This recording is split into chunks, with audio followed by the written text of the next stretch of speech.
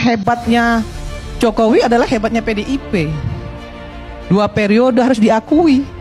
Sipil mampu menguasai negara ini 2 periode itu luar biasa.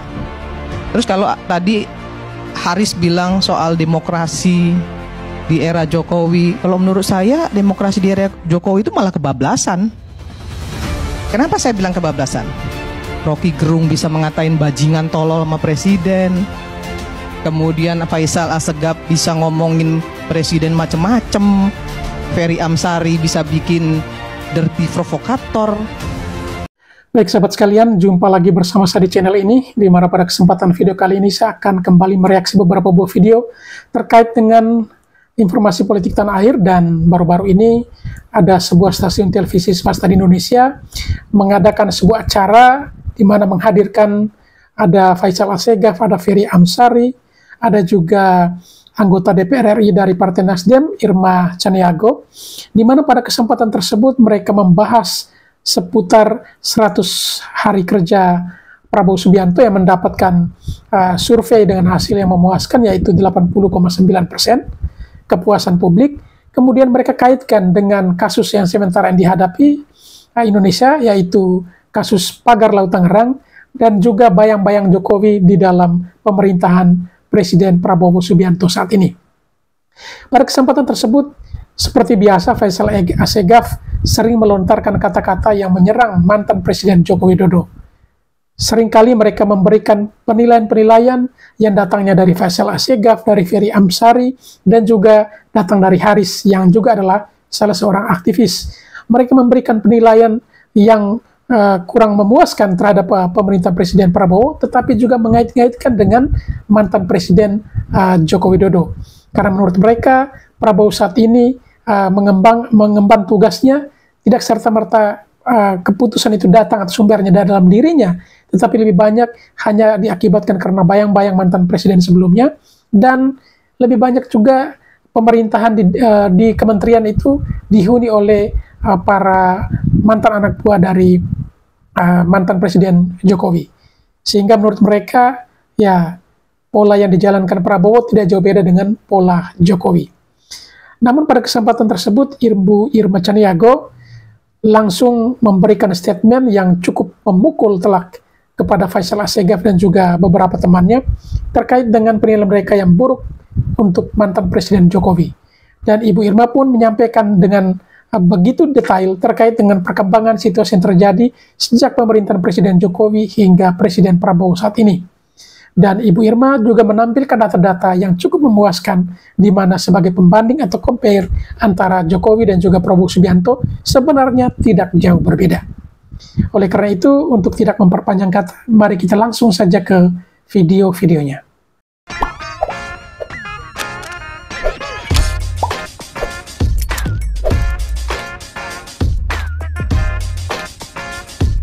Saya ingin mengatakan, tidak pentinglah pendukung Jokowi yang menyelundupkan, misal, survei-survei yang mengklaim 80% rakyat puas. Sejak awal dia dinyatakan terpilih, dilantik, dan sampai hari ini rakyat sangat senang sama Prabowo. Kalau saya mengatakan Jokowi sampah, jangan tersinggung, itu bahasa yang umum di media sosial. Kenapa sampah? Karena terlihat dalam pembentukan kabinet ini, ambisi Jokowi dan loyalisnya terus mempertahankan modus politik yang disebut melanjutkan. Sebentar Bu Irma, jangan emosi. Tenang. Mencoba membangun satu narasi daur ulang selama pasca pelantikan, sebelum pelantikan ya, pasca kemenangan Pak Prabowo, bahwa ada soliditas, keakraban, semangat yang kuat antara hubungan Pak Prabowo dengan Jokowi. Sementara akal sehat publik dalam perbincangan di seluruh kanal media sosial melihat memang ada sampah di kabinet Prabowo. Saya beri contoh tadi, sampah lewat Menteri Kelautan. Dalam kasus pagar, pembongkaran pagar laut. Rakyat menyimpulkan hambatan, resistensi yang menghadang Prabowo, yaitu kelompok Jokowi. para loyalisnya. Itu perbincangan di ruang publik. Yang ketiga, Nah, cukup. Saya tambah, itu baru Andi. Belum masuk ke Bu Irma. Belum ya? Nanti saya tambahin lagi. Saya masih di Bu Irma. Tolong kawan-kawan di DPR harus hilangkan semangat dukungan terhadap eksekutif. Maka tadi di awal saya mengatakan belum ada sampai hari ini rekomendasi resmi atas nama partai politik untuk memotret apakah ada harapan pemerintahan Prabowo, apakah ada progres, apa-apa saja yang harus diperkuat, apa-apa saja yang masih kurang. Dalam konteks ini saya masih melihat Bu Irma itu semangatnya Jokowi. Kalau dalam trias politik, peran DPR itu harus mengeluarkan data. Data secara objektif mengatakan bahwa kabinet Bapak Prabowo ini harus dievaluasi secara serius. Misal, saya mau kasih contoh. Ada sebentar Bu Irma, izin saya berbicara. Misal, indikasi hambatan yang paling mengganggu Prabowo misal di bidang keamanan. Tadi kan itu sudah Anda sampaikan. Satu-satu. Kan Anda tanya sampah, kan saya harus Tadi jelaskan sudah disampaikan. sampah. Menurut saya gini, menurut saya saya 1 menit Bu Irma. Kalau Jangan dipotong dulu, Bu Irma. kalau Anda bilang saya Jokowi banget, Anda saya bilang pembenci Jokowi banget. Saya nggak mau masih di wilayah curhat. Nggak bisa itu juga. Saya bicara dalam nggak konstruksi. boleh begitu, nggak bisa begitu, dalam konstruksi Bos. kebijakan. Nggak bisa. Jadi kita itu harus fair, ya. Kalau bisa bicara saya itu lanjut harus fair. sedikit aja? Tadi Anda ngomong, saya diam. Setengah menit. Nah, ketika saya ngomong ya bisa sudah Pak, selesai. bisa lanjut setengah menit dan saya Nggak bisa berhenti. begitu. Saya mau membuktikan. Nggak bisa. Anda sudah nyampaikan itu tadi di depan.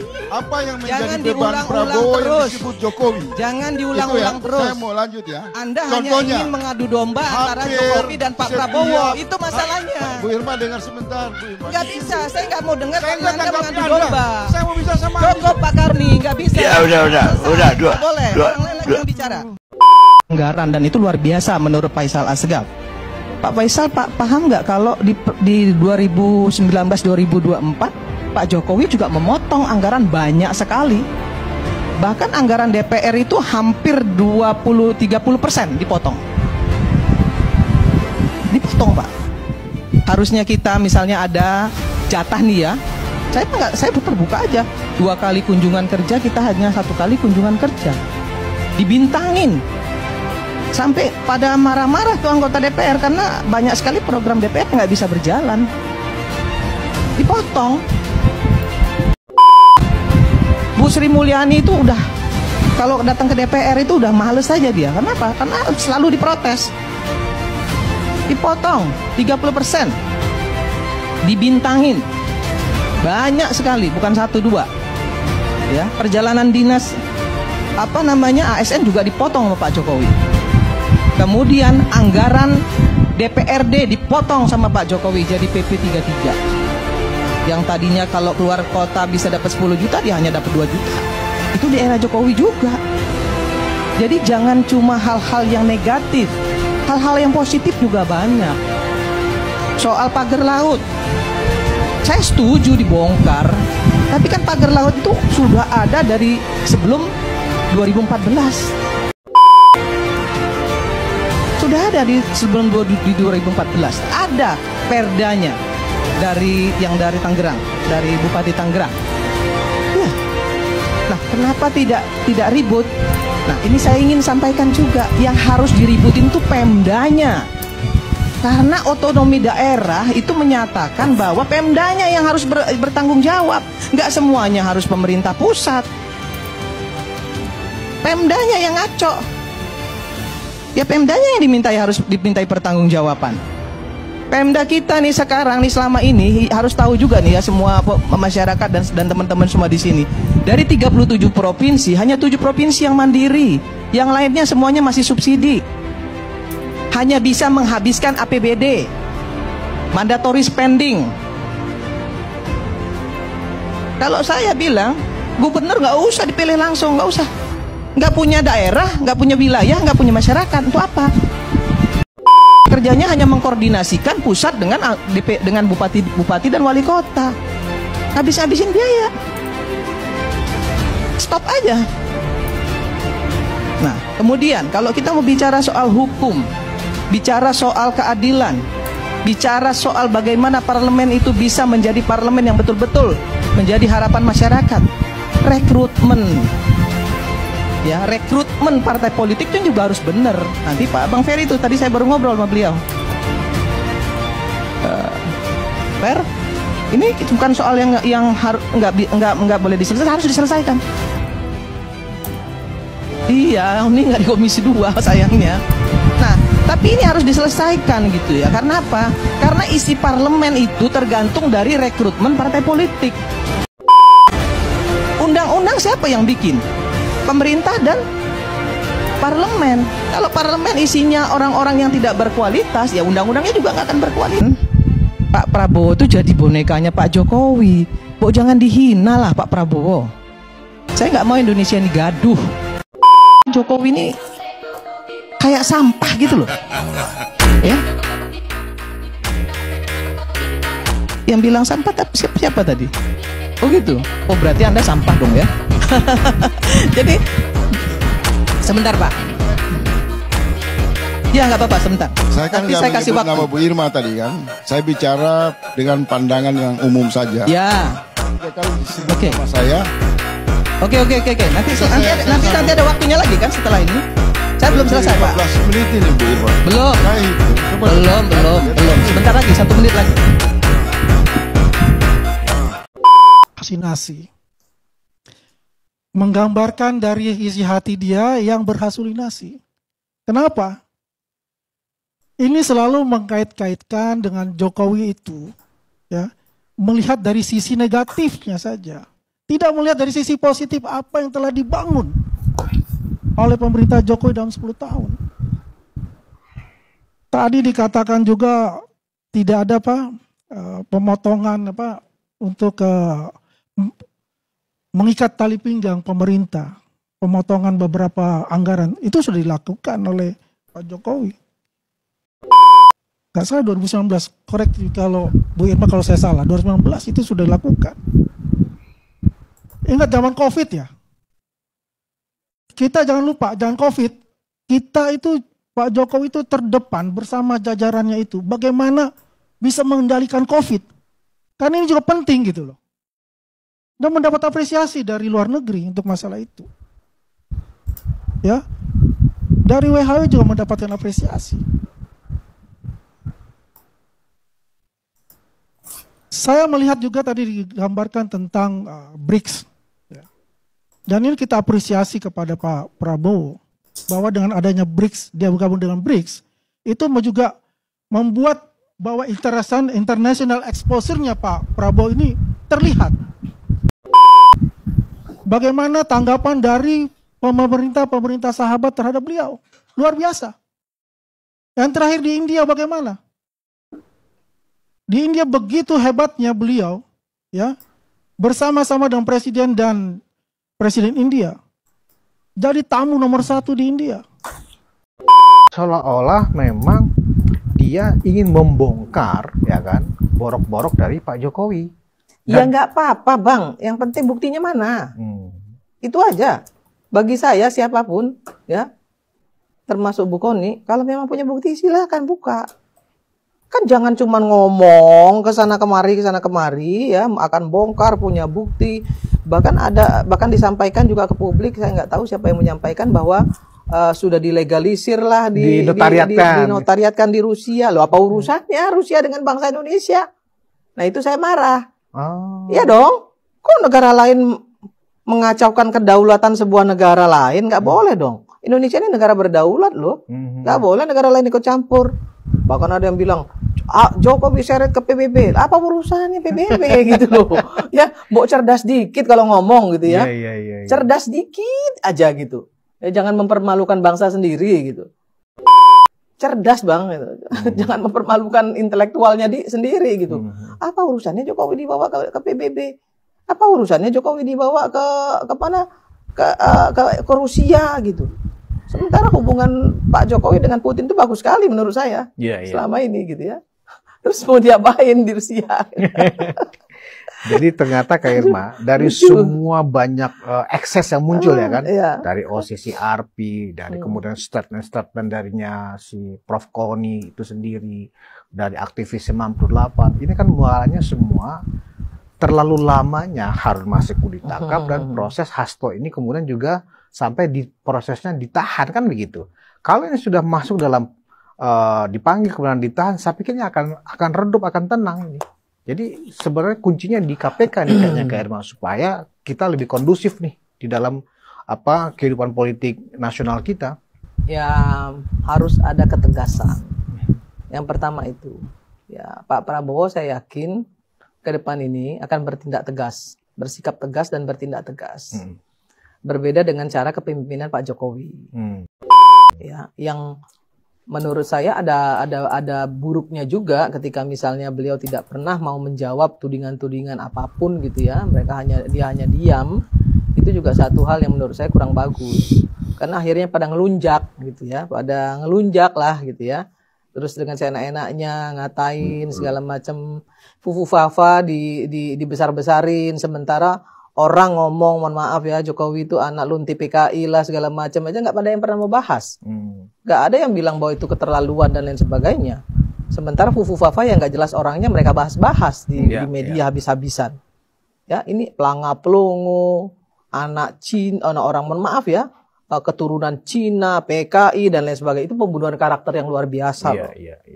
Bukan penghinaan sekedar penghinaan fisik, tapi udah penghinaan harkat martabat dia sebagai manusia loh itu.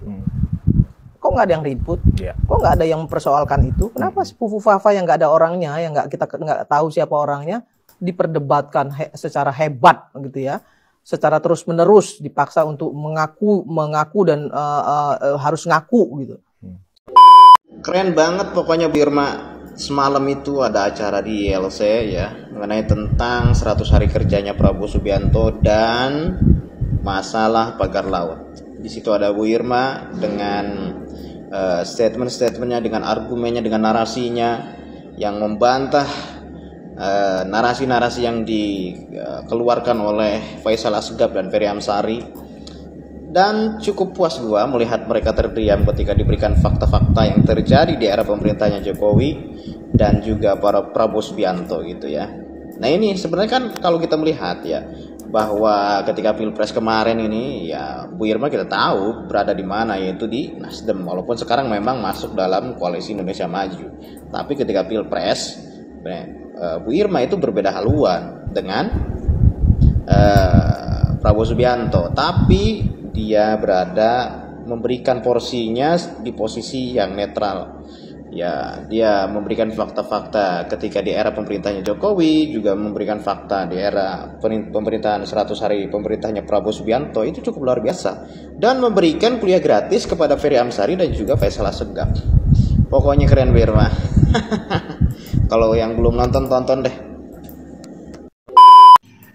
Aku mendukung sekali argumentasi dari Bu Irma Nasdem. Ini salah satu politikus wanita pembela Jokowi yang garang, yang berani dan tegas menghancurkan lawan-lawannya. Salut. Bapak Jokowi saat ini sudah purna tugas, sudah pensiun, sudah menjadi rakyat biasa. Tapi rakyat Indonesia benar-benar masih mencintai beliau. Rumahnya di Solo nih Bapak Jokowi. Orang dari luar kota hanya kepengen ketemu Bapak Jokowi. Sampai ngantri, sampai berduyun-duyun. Jam 3 pagi, jam 4 pagi udah ngantri kepengen ketemu Bapak Jokowi. Luar biasa Bapak Jokowi dicintai oleh rakyatnya. Bener-bener figur pemimpin yang luar biasa. Terus Rocky Gerung, Amin Rais, kapan dong ke Solo ketemu Bapak Jokowi?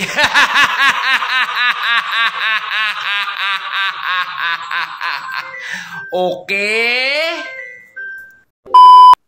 Setelah tidak menjadi presiden, seorang Jokowi sekarang dibalas.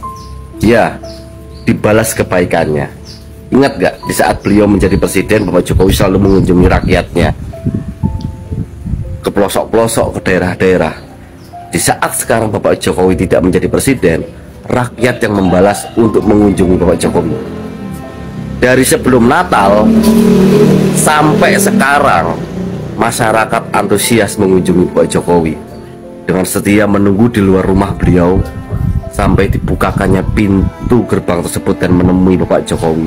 Kita juga melihat senyum Bapak Jokowi begitu lebar di saat bisa melihat rakyatnya yang menjumpai Bapak Jokowi, memberikan kesempatan berfoto bersama, sedikit bercengkrama, dan terlihat masyarakat begitu bahagia dan senang. Ada di mana rasa rindu masyarakat itu terobati. Terima kasih Bapak Jokowi, rakyatmu membalas kebaikanmu. Harus diakui demam Jokowi itu terpanjang sejak era reformasi, dari awal hingga akhir, dari Solo hingga Jakarta, dari daerah hingga ke pusat. Memang ada yang lebih cepat sembuh dari suka berubah menjadi benci, tapi secara umum Jokowi bisa bertahan sampai selesai, sampai akhir, sampai serah terima dari dirinya kepada Prabowo. Bahkan tingkat kesukaan terhadap Jokowi masih tersisa sekitar 70% saat serah terima kepada Prabowo itu. Kendati hujan kritik dari orang-orang yang berbalik arah dari suka menjadi benci makin menjadi-jadi di ujung masa jabatannya. Tapi masih tetap terpanjang demamnya jika dibandingkan dengan SBY, Megawati, Gus Dur, dan Habibie. Jika dihitung dari Solo, maka demam terhadap Jokowi itu berlangsung sekitar 20 tahun, terpanjang dalam sejarah reformasi. Gebrakan Habibie pada awal era reformasi sebetulnya sudah bagus. Krisis ekonomi dan politik cepat dijawab pemerintahan saat itu. Tapi antipati terhadap era Orde Baru tak bisa pula dilepaskan dari Habibie. Demam Habibie mungkin tak pernah berlangsung. Habibie kesulitan menghapus warna Soeharto, tapi dia berhasil mengubah citra istana yang terkesan dingin dan angker menjadi lebih hangat dan bersahabat. Gus Dur lebih lagi dari itu. Istana kepresidenan seolah-olah menjadi istana rakyat yang mudah terjangkau oleh masyarakat. Tapi demam terhadap Gus Dur juga tak pernah berlangsung lama. Gus Dur malah dipaksa turun dan digantikan dengan Megawati. Demam Megawati pun tak berlangsung lama, dikalahkan oleh demam SBY. SBY sebetulnya nyaris sempurna, tapi di periode kedua, SBY meredup seiring munculnya demam Jokowi dari Solo. Demam Jokowi terpanjang sejak era reformasi, tapi terlihat lebih buruk juga akhirnya. Tidak ada dari para mantan presiden yang justru dihujat setelah tak menjabat lagi seperti halnya Jokowi. Habibie justru dielu-elukan setelah tak menjabat lagi. Kalau saja Habibie bisa lebih lama, maka bisa jadi Indonesia tak akan seperti ini. Gus Dur pun demikian, meski dipaksa turun, tapi kenangan manis terhadap Gus Dur soal toleransi menjadi abadi. Megawati dan SBY pun juga begitu. Malah keduanya masih berkiprah sampai saat ini. Tapi kebalikan dengan apa yang dialami oleh Jokowi di ujung masa jabatannya. Jokowi memang sukses menjadikan anaknya Gibran sebagai wakil presiden, tapi itu pula lah mungkin yang membuat Jokowi mengalami hari-hari yang buruk seperti sukses yang berubah seperti bencana. Celakanya orang-orang yang menghujat atau membenci berlebihan terhadap Jokowi saat ini justru orang-orang yang paling demam Jokowi dulunya. Makin belakangan sembuhnya dari suka menjadi benci, makin keras pula serangannya terhadap Jokowi kini. Buzzer-buzzer dulu berubah menjadi hater. Makin duluan sembuhnya dari suka menjadi benci, makin muncul pula seperti kebanggaan bahwa mereka tak terlalu lama tertipu dibandingkan yang lainnya. Banyak orang tahu bahwa ketika pemilu presiden 2014, saya dan Polmark Indonesia kan jadi konsultan Jokowi JK ya. Jadi tentu saja karena kemudian ikut serta dalam upaya-upaya memenangkan sebagai konsultan ya, tidak sebagai tim pemenangan. Ada banyak hal yang bisa diharapkan sebetulnya di awal itu. Tapi ketika terjadi cicak versus buaya 2 ketika Mas Bambang Wijayanto ditangkap pagi-pagi itu, terus kan teman-teman aktivis berkumpul di KPK ya, kita berdemo dengan pakai bando segala itu. Itulah titik di mana saya kehilangan kepercayaan pada Pak Jokowi. Karena pada waktu itu saya mengirimkan SMS ke Pak JK, ke Pak Jokowi dan ke Mas Pratik. Dan rupanya dibaca oleh orang dengan budaya seperti Pak Jokowi SMS saya terlalu keras lah, tidak sopan lah begitu. Masyarakat sendiri sebetulnya umumnya sudah melupakan Jokowi dan sudah beralih kepada Prabowo. Tapi orang-orang tetap saja mempersoalkan Jokowi. Selain memang Jokowi sendiri agaknya tak kunjung berhenti dan terus berkiprah di tengah serangan itu. Jokowi akan tetap di jalur politik, kata Roma Hurmuzi. Satu hal yang saya melihat bahwa beliau menegaskan akan tetap konsisten di jalur politik. Dan itu dibuktikan. Ya, dibuktikan. Saya mengatakan karena tanya ke saya kesibukan Mas Romi apa, saya balik ke bisnis Pak sama ngurusin pendidikan gitu. Bapak ngurusin pendidikan lah, gabung lah Pak di pendidikan itu, serahkan aja ke ahli-ahlinya lah. Kalau sampai menekuni itu ya sudahlah di situ. Saya tetap akan di politik saja. Jadi teman Jokowi. Ya, tetap akan di politik. Jadi itu saya kira konsisten dengan apa yang dilakukan sekarang. Turun di jurkam-jurkam pilkada. Itu jelas-jelas ngurusin politik. Tapi demam Jokowi seperti saat di puncak dulu pasti tak akan kembali lagi bagaimanapun caranya. Entahlah Jokowi sadar atau tidak dengan hukum sejarah yang seperti ini. Masyarakat saat ini sudah beralih menjadi demam kepada Prabowo. Tak butuh waktu lama, hanya 100 hari, malah demam terhadap Prabowo jauh melampaui Jokowi. Ada peran Jokowi juga di dalamnya tentu saja. Prabowo juga tak pernah menampik itu. Dan tak perlu juga. Tapi Prabowo punya kelebihan yang tak dipunyai oleh Jokowi. Karena itu Prabowo tak sulit melampaui Jokowi. Prabowo tak punya beban politik terhadap pihak lain, termasuk terhadap Jokowi sendiri. Jokowi pasti tahu itu. Kini Prabowo tak hanya memukau di tanah air, tapi juga di luar negeri, termasuk di India baru-baru ini. Tapi pada eranya nanti, demam Prabowo pun akan segera berakhir. Begitulah siklus sejarah terus bergulir.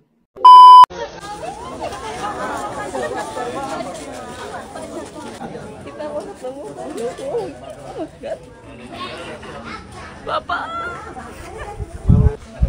Ini satu rombongan, Pak? Iya, oh iya.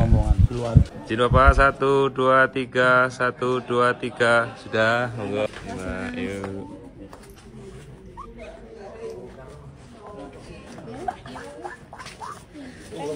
Terima kasih.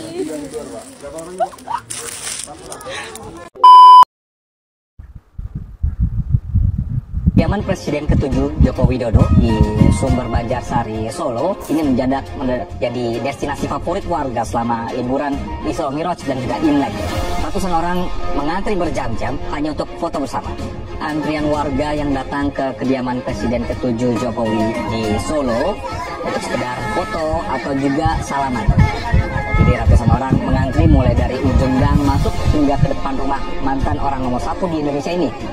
Kedatangan warga ini pun disambut baik oleh Jokowi.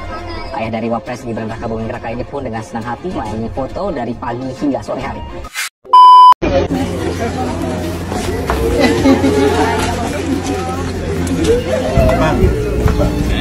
Pak, saya dari NTT. Dari Pukul. Di foto, Pak.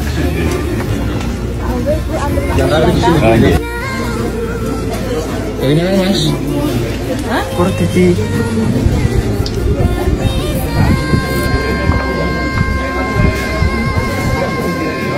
Tambah lagi, Din.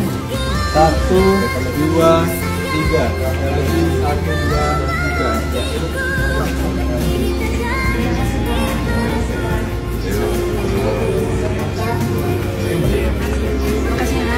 Dari mana nih, Bu? Makasih, dari Medan, dekat rumah Pak Bobin, menantunya Pak Jokowi. Iya, Jalan Setiabudi ya. Makasih ya. Makasih. Perhatiannya Bapak Jokowi melihat anak kecil, seperti melihat cucunya sendiri, langsung digandeng ke rumah dikasih hadiah. Bapak Jokowi, mimpi apa dek semalam?